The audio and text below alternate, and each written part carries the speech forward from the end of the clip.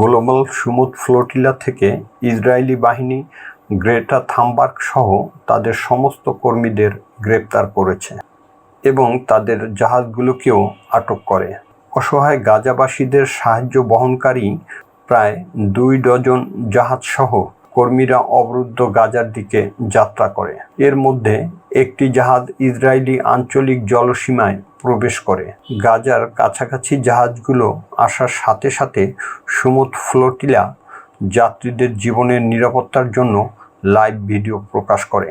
Israeli বাহিনী জানায়, স্বেচ্ছাসেবকরা তাদের আইনসম্মত নৌ অবরোধ লঙ্ঘন করে। তারা বলেন, গাজাগামী সমুদ্র ফ্লোটিলা থামানোর শপথ তারা নিয়েছে।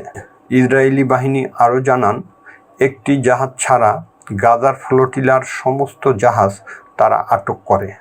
ইসরায়েলি পররাষ্ট্র মন্ত্রণালয় ঘোষণা করেন যে সমুদ্র ফ্লোটিলা কোনো জাহাজই সক্রিয় যুদ্ধক্ষেত্রে প্রবেশ বা বৈধ নৌ অবরোধ লঙ্ঘনের প্রচেষ্টায় সফল হয়নি। সকল যাত্রী নিরাপদে সুস্থ আছেন। তাদের নিরাপদে ইসরায়েলে নিয়ে যাওয়া হচ্ছে। সেখান থেকে তাদের ইউরোপ নির্বাসনে পাঠানো হবে। মন্ত্রণালয় এও উল্লেখ করেন যে একটি জাহাজ এখনও নির্বিঘ্নে চলাফেরা করছে, তবে যদি এটি নৌ অবরোধ লঙ্ঘনের কাছাকাছি পৌঁছায় তবে এটাকেও প্রতিরোধ করা হবে।